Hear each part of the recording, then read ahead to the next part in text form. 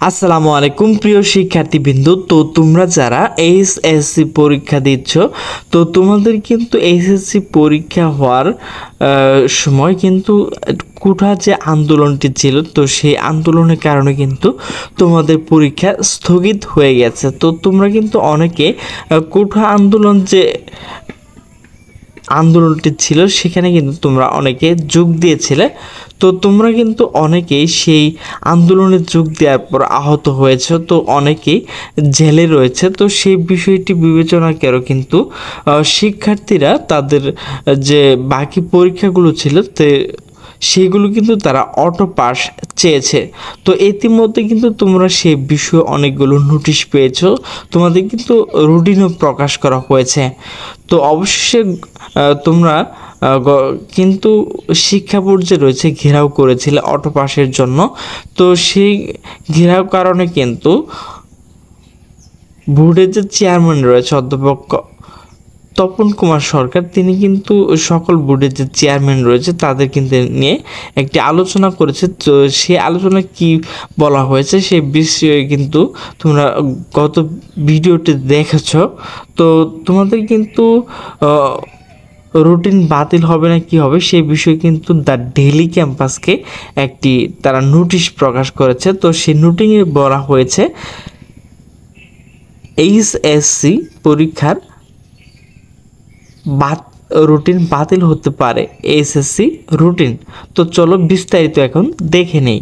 তো স্থগিত হওয়ার এইচএসসি ও সমমান পরীক্ষা 11 সেপ্টেম্বর থেকে নেওয়ার যে রুটিনটি প্রকাশিত হয়েছিল তা কিন্তু বাতিল হতে পারে।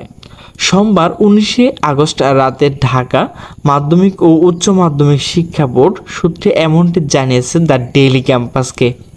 জানা গেছে এইচএসসি ও সমান পরীক্ষা স্থগিত, পরীক্ষা দিতে চাচ্ছে না শিক্ষার্থীরা। তারা বোর্ডে গিয়ে পরীক্ষা বাতিল করে অটো পাস বা অটো প্রমোশন দেওয়ার দাবি জানিয়েছে। শিক্ষার্থী দফায় দফায় শান্ত করার চেষ্টা করেও বোর্ডের কর্মকর্তারা তা করতে পারেনি।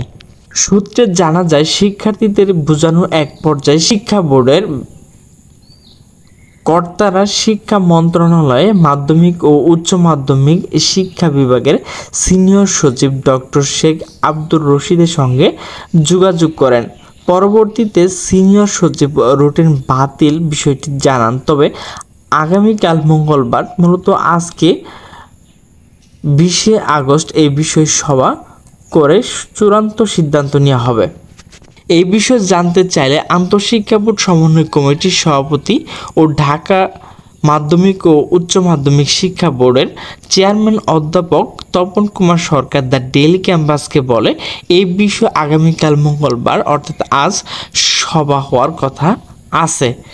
শিক্ষা উপদেষ্টা, শিক্ষা সচিব সহ সংশ্লিষ্টরা ওই সভায় অংশ নেবেন।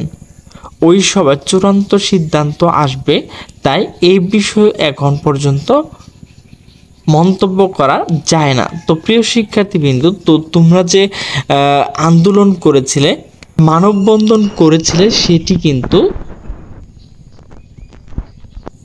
শিক্ষা বোর্ড মানতে বাধ্য হয়েছে।